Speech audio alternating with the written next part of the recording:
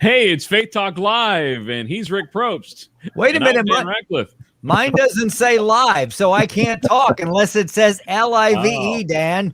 Oh yeah, it says live. You're maybe running a little bit behind. Will you point at me when you want me to go? You see, maybe you need Josh Weidmann on the show all the time. He knows those cues. I saw the eyes. I saw Dan's eyes. Like somebody say something. Hello. Thank you, technology. Hey, it is Rick Probst and Dan Ratcliffe and Josh Weidmann back. We love having Josh on the show.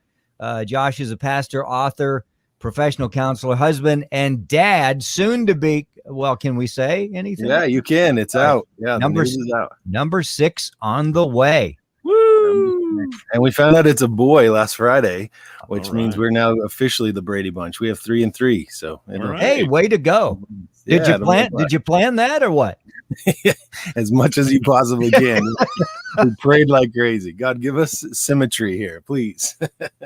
Well, you know, and I know you guys are excited, but you know, you should get a lot of stimulus checks there if you keep that things up. You know what I'm saying? Great point. Maybe my wife and I should start having more kids. Yeah, come on, Dan, join us. Let's jump on in here. Hey, I would love to be in that conversation when Dan goes to Kathy and says, I think we need another. I mean, it was one thing to have another dog in the house. You're right. To have another child. What would she say, Dan? Well, if I started with, hey, honey, how'd you like to make some more money? She'd say yes. But then when I told her, she would just laugh at me. So, my gracious. I wish we could get Kathy on the show, but she's the behind the scenes. She will not get on, but I have so many things to ask her and talk to her about. Anyway, I digress, right? Josh Weidmann here. Let's catch up with you. Besides having number 6, which we're excited for you. What else is going on with you? Well, we've officially opened the church. We opened in June, and but have reopened another service and have wide opened, according to the state of Colorado in December. In December kind of took effect more in January. They decided they weren't going to confine churches to a number because of stuff that happened in New York and kind of against the First Amendment. They said, we can't stand and tell you how to do church anymore. So as a senior pastor, that's been a big deal for me. I mean, the last 2 months has been, how do we open this church as wide as possible, yet still be safe and conscious of everybody's safety? And I got to tell you guys, it has been so sweet to watch the last 4 to 6 weeks as people are coming back. We added a service that is for those who are maybe more concerned. It's our first service. And we have masks required during that service. Masks are recommended during the other services.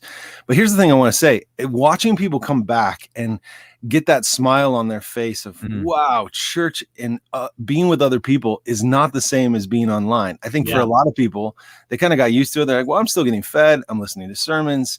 I actually kind of enjoy this Sunday morning thing with my family. But there's just nothing like being in church with other people. And so I think one of the highlights on the front page of my newspaper is watching people's faces, and I will say even their lives, flourish or smile or be so joyful as they come back and realize the power of being with other people. So that's kind of been the biggest deal in my life over the last month and a half. And I'm loving it. I'm loving watching what our church is doing. And I'm watching these people come back that some of them I haven't seen for 10 or 11 months. Yeah. Wow, that's so awesome. I mean, and you're absolutely right. And I'm not against technology, believe me. I believe that churches should stream. There are opportunities there. But, you know, I've read a lot of articles and did a number of interviews with folks that are saying, well, the hybrid is the thing, you know, is the next thing and the new normal, and kind of pushing more into that digital. And you got to go, but wait a minute. And I understand the safety, but we were meant to hang with each other, and just what you felt, no doubt those people felt. And you know what? I think that's awesome. Yeah, you just don't realize it till you see it, till you experience it again. You know, and I said from our pulpit this week, I said, listening to sermons is not church. Yeah, it's not. And a lot of people are saying, well, it's feeding me, it's doing what I needed to do, but it's not the same as church. And but it's one of those things you can't explain it till you taste it again. And then once you're there, you're like, wow, I didn't realize how much I missed this. Yeah. Now, how Even did you? Yeah, go ahead. Even for introverts, and I'm not an introvert, I'm an extrovert, but even for introverts, it's amazing. God made us to be in communion with one another and in fellowship with one another. And when you don't have that, you don't realize what you're missing until you get back and you're once again in that relationship that God created us for. Exactly. Yep. Exactly. I love that. Now, your staff, how did you address, probably not address is a good word. How did you communicate or maybe expectations to them to say, okay, we're going to open up here. I'm not sure what's going to happen. The average in the U.S. because of COVID is what, Dan? 65% are showing up, maybe 55%, 50 to 60%. It just depends. And so a lot of pastors are going, gosh, I don't know what to do. So what did you communicate to your staff just to prepare? What were they preparing for? Well, first thing I'll say about our staff is they've been so agile. We have a pretty large staff, and every time I say, hey guys, I think we need to lean on this, every one of them, from facilities guys to kids team to connections, which welcome everybody into the church, they've just adjusted. They've done great. And I said, hey, we're going to start another service. Everybody kind of looks at me nuts, like, you realize that our services aren't as large as they used to be. We don't exactly need another service. But we leaned in on this. I felt it was like something that the Lord wanted us to do. And we did, and they've all adjusted. They've been so kind and even excited. I've heard zero complaints about it. And so I'm really grateful for the way our staff has adjusted. And I think for them, there is a level of excitement. We're seeing people back that we didn't see before, and we're seeing a lot of new faces. I think part of the fruit of COVID is that people have come to the faith or been exposed to church through the digital services that we offered that are now saying, I should go try this live. I've never been to a church before. And so we're seeing a higher number of visitors than we ever did. And I think all of that is fueling our staff. I think they're very excited about that. So we're leaning in. One last thing, Kerry Newhoff, he's a guy who writes a lot about the church, but he said we've lost 22% of Christians or churchgoers through this whole thing. I don't think he's all wrong on that. I think we may have. He's saying they aren't going online, they aren't going in person, they aren't going anywhere. He may be right. I would guess there's about 22% that we've probably lost from Grace Chapel, but we're also seeing the surge of new people that have never been exposed to the church before. And if it wasn't for COVID, they would have never checked out the church, because through radio and also through online services, they were exposed to the church. So now they're saying, man, wait, maybe we should go try this. And that's a really cool new harvest that I think is happening in the kingdom of God. Yeah, it is so good. Josh Weidmann, he is pastor, author, professional counselor, husband, and dad, does so many things. Love hearing those stories too. When the church grows and is fruitful and touches people's lives, I mean, it doesn't get any better than that. I mean, God's just, I mean, it's good. The End of Anxiety was a book that you wrote last year, last year. I did want to ask you about, and I know it's not solely about messages. Have your messages changed for you as you've come back, or is it like you haven't missed a step? Everything's like it was before 2020. You ask it. It's such a funny time. So I'm on the phone with somebody from our church last night, a man in our church that I trust very much. And he said, I just have to tell you, this weekend's sermon was incredible. And he was very kind with his words. And then I told him about another text I got on Sunday from another man in our church who wrote me a message. And he's not a man of many words, but all the message says was, I think that was your best message since the start of COVID. And I was joking with this man online. I said, it's so funny that you guys all of a sudden think that these messages are great. And it's funny that you say since the start of COVID, because I've been preaching much longer than just COVID. But it's just really nice that they're hearing something different. Yeah. So I think, Rick, that there is a change in my preaching. I would imagine it is for a couple reasons. I think my own dealing with anxiety, it really spiked up for me, and some of my worst seasons were in 2017. And then I had to journey through writing a book on anxiety through 2018 and 2019. And then we published it in 2020. And I think all of that changed my heart. I got beat up and broken. And sometimes when you realize your own brokenness, the beauty of the gospel shines through all the more. So I think personally, I've been changed over the last 3 years, and that's changing my messages. But for sure, the brokenness in our own world, the things we've experienced since January 6th, think about in our world, and in our government. I mean, there's just brokenness in the world over the last year or two, like I've never seen in my life. And preaching, you have to lean in on that brokenness, but for the sake of showing the beauty of Christ. Yeah. And so I do think my preaching has changed and my messages have changed for sure. And you talk about the times like since January 6th, even since last March, the anxiety is so high, and what a time for God to tell you, Josh, we're going to write a book on anxiety, and it's going to come out just about the time that the society is really going to need it. And you're talking about having a child soon, bringing a child into this world that is just so chaotic. What do you tell people when they're like, oh my gosh, I can't do this anymore? Yeah. Well, the biggest thing that I've been saying to people is, you're right, you can't. This is the end of yourself. Even in the book title, we capture the idea of the end, finding the end. I call it the end of anxiety. But we have to find the end of ourselves. We have to find the end of what we think we can do. This weekend, I preached about getting rid of self-reliance. And how do we get rid of self-reliance so that we can be stronger? Yeah. I told the story of an unsaved friend of mine who saw a fence last week that said, life is tough, but you're tougher. And he was telling me how much that ministered to him, if I can use that word. He's saying, man, that just bolstered me. I was so excited. And I said, bro, Christ is tougher. You're actually not tougher than life. Life could pummel you over. You could be done. And while that's an inspiring phrase, if all I have to go on is that I'm tough and tougher than life, at some point, that's going to prove to fail me. But there is a God who is tougher than everything else that we can face. So one of the things I'm really saying to people is you have to get rid of self-reliance or a self-help gospel. You have to rely upon the truth of the gospel in order to get through these times. We're seeing more people deal with anxiety than we ever have before. And I'll tell you, I'm getting more correspondence about people dealing with social anxiety than we've ever seen before, because we've all been isolated, and now we're going back together and they're getting anxious in groups or around people. Well, in all of that, we can see the beauty of Christ sustaining us and helping us as we come back together with other people, or as we live through the tough, hard things of this life.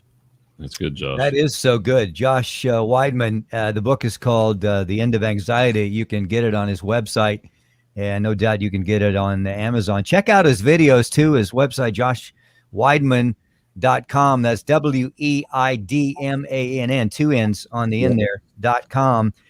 You did, I'll just mention it briefly, but there was a video back in 2017, and I mentioned it to you and the year, and you said, well, that was a really dark place in my life. But you know, God used you even in your broken state, your challenges. There was a video that you talked about the awe of God. Oh, wow. Yeah. Losing it and regaining it. And the story was, you used it for your daughter and the roller coaster, which I thought was amazing. Yeah. Very, very, very inspiring and potentially transforming for me if I allow it to be. So I appreciate you. That's great. Just continuing to, I'm sure at times, I mean, we all do this, right? But at times in your life, we just, instead of walking and running, we kind of shuffle. Like Tim Conway back in the day. Maybe this is before your time. Tim Conway played an old guy, and all he did was shuffle. Yeah. So, but at least you're moving forward. And now look at you now. My gracious, you're taking so many people, you know, with you and forward. I just appreciate you coming, doing what you've done. What's next for you think for 2021? I know the church is rocking, and it will continue to rock and touch people's lives. And I didn't even think about the social anxiety, which is really something we could talk about as well. In fact, we have time, Dan. I guess we could talk about social anxiety. What do we do? What do we do in 2 stages? If we are experiencing social anxiety, and for those of us that don't have any social anxiety, how can we help those to draw them out? That's great. Yeah. And I'll tell you what's coming up in 2021. There are some exciting things I can't wait to share with you guys. But as far as social anxiety goes, you know, here's the root of the problem. And I've dealt with it myself. And that's a funny thing, because I stand in front of hundreds of people every single weekend in each service. And I have my own social anxiety.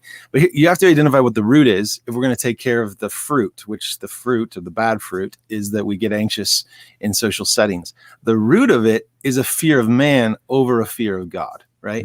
And for me, what I had to do, so to answer your question, Rick, like, how do we combat it? What I had to do is I had to really start soaking in the idea that man can't hurt me.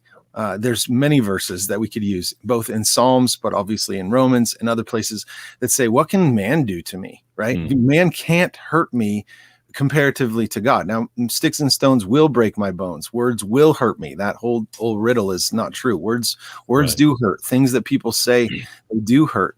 But what I mean is, they can't hurt me more, or they can't steal away from me more what God has given to me.